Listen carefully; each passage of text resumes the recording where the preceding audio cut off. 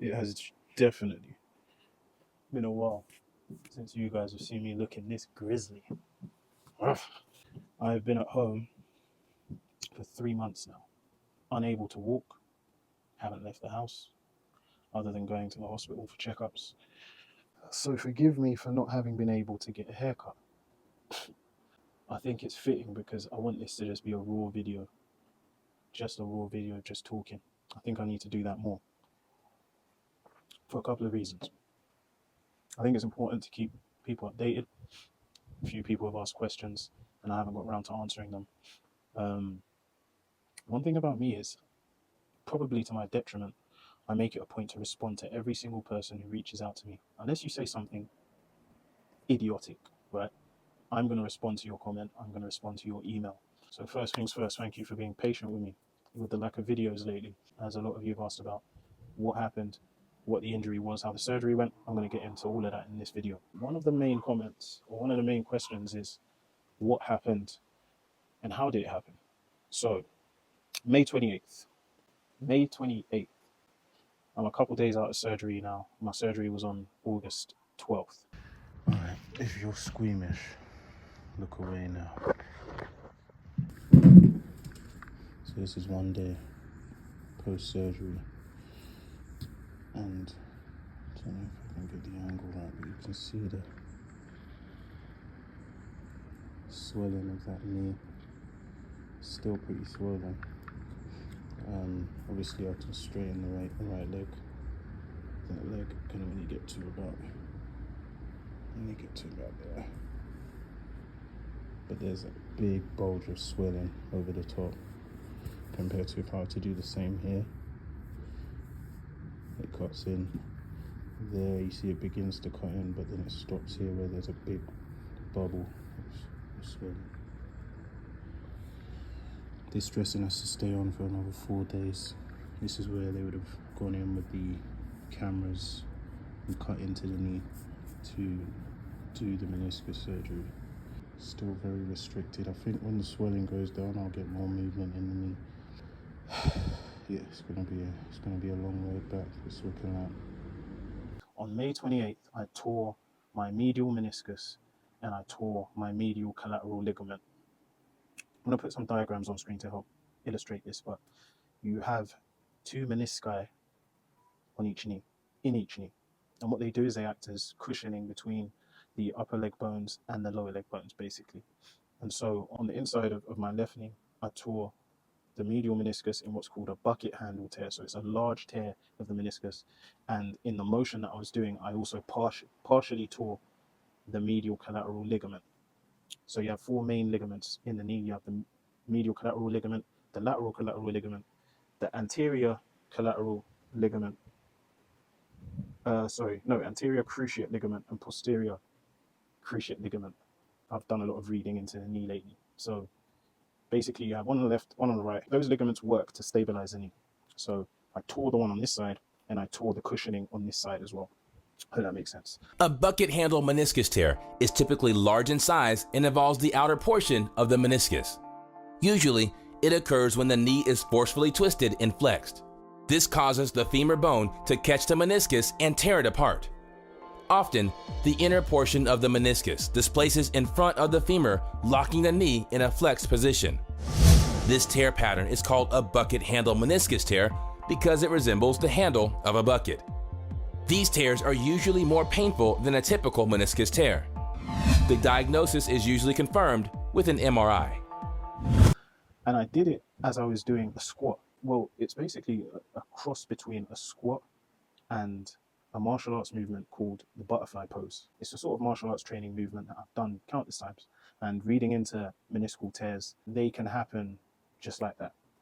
And there's no real way to protect against it. It's not a matter of having a stronger knee. It's not a matter of building muscle in the area because you can't really build muscle around the cartilage. So you can't really protect it in that sense. It's really just luck of the draw. And so I read up on this in the aftermath and it's just like hard luck. That's how it's happened. So I'm going to show you the movement. Obviously I won't be able to do it with both legs, but I'll kind of do it with just the right leg. If you imagine that I had both legs in this position, you'll get an idea of the movement I was doing and how I tore my ligament and my meniscus. All right, so as I say, try and imagine I'm doing this on both sides. But here's the mobility movement. So the butterfly pose would be tucking the leg in here and trying to open up the hips in this way. The movement that I was doing, I've got to try not to blow out my other knee doing this right now. But the movement I was doing was essentially moving up from here into a standing position. So if you imagine on this side, it would be, without using my arms, of course, this is just for the purpose of demonstration, it would be like this into a standing position, right? And for the mobility work, I'd go from up to down. So I'd move down like this. Boy, that's the movement, and up. And so what happened was, at some point, as I'm going up on my left knee, it just went pop. And I got up to here and I was like, that was real strange. Let me adjust this actually.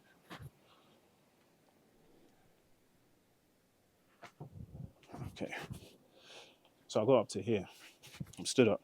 It felt like I was stranded on an island because I was stood up now. And I was like, no, I've never felt that before. I also had headphones on, so I didn't hear like a loud pop, but I felt it. And I'm stood up and I start going, can I put weight on it? I'm like, oh, fuck. And then I remember looking around the gym and there was no one in the gym. This is why I felt like I was stranded, because I was going to call for someone to help me. And I couldn't move. I'm stood up like this, I couldn't move.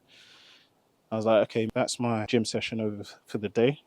I basically had to move out like that. Obviously, I can put a bit more weight on it now, but I had to leave the gym like this. And so what I thought was funny was that I'm thinking in that moment, anyone looking at me right now, and when I say there was no one in the gym, there were members in the gym, but there was no staff in the gym. Anyone looking at me right now is thinking, all right, yes, you had a good leg workout. No need to overdo it. We get it. You had a good leg workout. Meanwhile, my knee is gone. There is nothing there.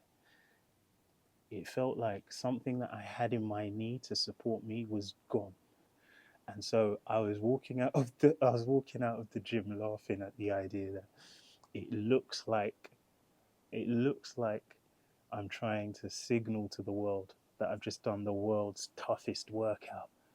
I'm limping out of the gym like a soldier off a battlefield. I knew at that point that, no, this is serious. Anyway, that's how that happened.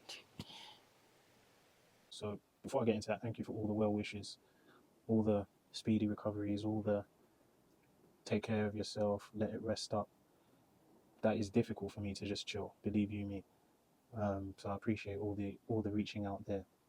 But this comment, I'm going to read it out. I wonder if there's a possibility that jumping rope is not as harmless as promoted.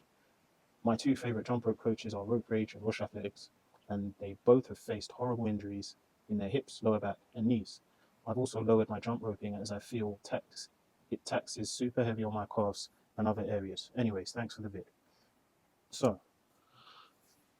I'm going to say two things on this. Firstly, it's actually crazy that I got a knee injury and I didn't get it jumping rope. When you think about the probability of that happening, if you were to say, Glenn, you're going to injure your knee at some point, the odds of how it would happen would have been much more in the favor of it happening while jumping rope. But that's not how it happened. Second thing I want to say is this. I have an issue with the comment because there's nothing that is risk-free. I did just mention that it can happen. It happens with all sorts of sports. It can happen to anyone, and it's really just luck of the draw.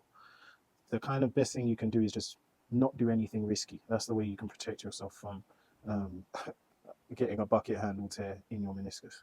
So it's nothing to, firstly, I didn't do it jumping rope. And secondly, even if I did do it jumping rope, it wouldn't be because of that. So there's injuries that occur in sports all the time, right? So we don't say, I'm never going to play football because guys get injured. We don't say, I'm never going to train jiu-jitsu because guys get injured, fighters get injured, right? It's the wrong way to think about it. You have to think that your two favorite coaches have been jumping rope for a long time, especially for people who've been jumping rope for a long time and do a lot of training and put a lot of strain on themselves. It just increases the likelihood that an injury will happen. I've been fortunate to this point to never have a serious injury like this, but when you really think about it, if you're training hard and you're training often, you increase the likelihood of an injury happening. So I definitely wanted to touch on that first. I wanted to clear that up. No, I didn't do it while I was jumping rope. And also the thinking that jumping rope causes injuries is completely wrong. The thinking should be more, let me make sure I'm doing my stretching right. Let me make sure I'm warming up right. Let me make sure I'm executing techniques right. And it's funny because the way that sort of butterfly movement, that mobility movement that I was doing, it was during the warm-up of my workout. I wasn't doing any jump rope training that day. I was going to do some weight training and some calisthenics. And I was just getting my mobility going, and then that's all she wrote. As you saw, I then got wheeled out of the gym by some of the super helpful staff. Thank you so much, brother. This is me now getting wheeled out of the gym. And yeah, that was it. Summer was cancelled for me. So that's the injury, meniscus tear and ligament tear, and that's how I did the injury also. The surgery. There are two types of surgery that can be done for a bucket handle tear. They can stitch it back, or they can remove the part that has torn. In contrast to normal meniscus tears, this tear is often repairable because the location is near a good blood supply. During surgery, the displaced portion is reduced or put back into place. Then, the meniscus is sutured to secure the repair. And to help illustrate what the injury is like, the torn section of the meniscus moves into the middle of the knee. So remember I said you've got the menisci on either side of the knee. The torn area moves into the middle, and so my knee was locked. And the way to think about it is to think of if you have a door and there's something trapped in the hinge, and so it can't fully move, right? Because there's something trapped in that gap. The surgeon said 40% of my meniscus was trapped in the middle of the knee. With a repair, they will stitch it up, and you're not to put weight on the knee for, it can be up to like 4 or 5 months. The benefit of the repair is that you still have your meniscus, but the recovery time is much longer. The alternative is to have the torn area removed. In my case, I had the torn area removed because the surgeon said that he was unable to stitch it back. To see if that muscle is contracting or not, nothing more. Okay. Okay? And so when I do that, I can feel in this calf, in the back of the calf, is stretching. That's because they're all scarred up. It's scarred up. You need to break the scar. If it is not breaking up, there is no way you're going to get anything and everything out. Yeah. And surgery is a whole nother matter. I'm actually going to speak about that in another video. I'm not too happy about it, but it is what it is. So the meniscus was removed. Now, what this means is it's much shorter recovery time because you don't have to wait for the stitched meniscus to heal and before you can put weight on the knee. Much shorter recovery time. I should be back in a couple of months, maybe like 2 months, hopefully, doing all the stretches and whatnot. But I now have part of my cushioning gone in the knee. So I have to do a lot of thinking going forward because the training that I do is very much knee intensive. I need my knees. So I'm going to have to really manage it. Diet is going to be clean as a whistle now going forward, and I'll talk more about that as I go as well. I'm going to be just doing a lot more talking in these videos going forward because, one, I can't jump, I can't train, and two, I think that part of the reason I had become jaded with video creation was that it got a bit too samey. It got a bit too, here's this tutorial, here's that tutorial, and I think so that this can continue to be interesting for me in terms of making videos to help people and whatnot, I'm feeling the need to pivot away from that. There will still be workout videos, obviously, when I'm fully recovered, but I'll be doing a lot more videos where I'm discussing certain topics. And to be honest, I'll probably lose a few of you at this point. And I've already done all the maths in my head and thought it through. But I'm probably going to lose some of you. And some of you I'm going to bring a lot more value to you because in terms of training more broadly, there is tons that I have to share. So it's very likely going to bring a lot more value to a lot more people. But some people just want to be here for a specific thing. And if they're not getting that thing and I lose them, I've made peace with that as well. It's after a bit, it's like it's a bit too samey. My training has evolved over time. I don't just jump rope all the time. I do a lot more martial arts training now. I have a lot more interest there, a lot more mobility work. Of course, I will still be rope raging, that is for sure. But I think as my training has evolved, it needs to include other areas of training as well, not just jumping rope all the time. So expect to see more of that. I also have hundreds of hours of videos that I have not yet put out. It's partly down to just not having the time to work through the videos. So in this recovery period, if you see me back with the long dreads again, don't be alarmed. I think I'm just going to start being very, very honest. It's not going to just be generic fitness content anymore. And I think a lot of people are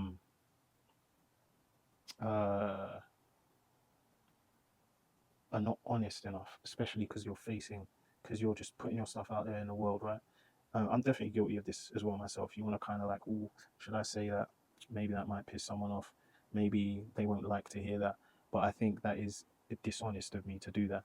And so going forward, I'm going to be sharing a lot more of my thinking on striving to be better, not just restricting it to do this to improve your double unders or do that. And that's something, if those of you who have the Redefining Rage book, that's something you might have seen a lot of in there, which was only about 30% of the book is about technique. A lot of it is about mentality, and a lot of it is about the game outside the game.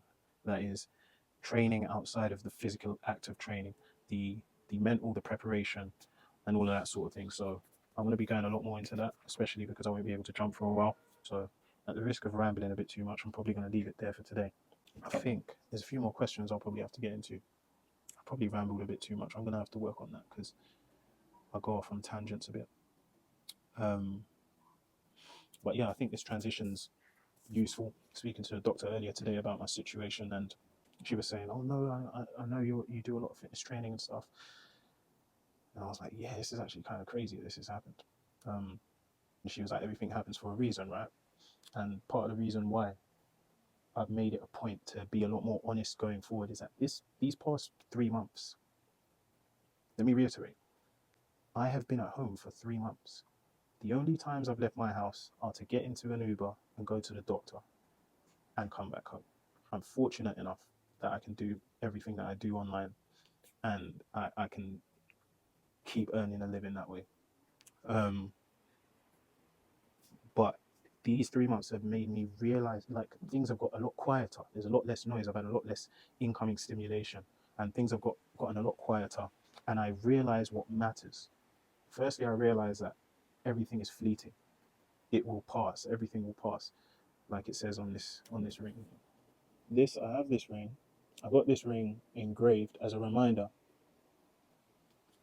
For anyone who's curious, as a reminder, in times that are great and in times that are bad, remember that it will pass. This means not to get too hoity-toity when things are getting great, and not to get too down when things are bad, right? So this period has made me realize that everything's just passing. Like, it feels like just yesterday that I injured my knee, and we're talking 3 months on. Life just continues, right? It's also made me realize what's important in terms of the people who have reached out. The people who have reached out to me this period of time where I've had such a drastic change in my life. And if I wasn't able to do certain things, this is essentially my livelihood gone. So it's mind-boggling how there are certain people who you would think have your back, and I haven't heard from them, and they know what's happened. They know I'm injured. They know I can't walk.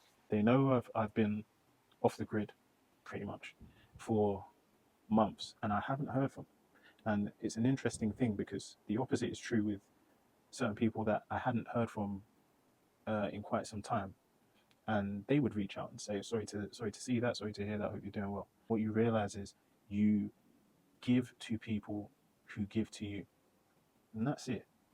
Don't fuss about the people who don't care for you, is a short way of saying it.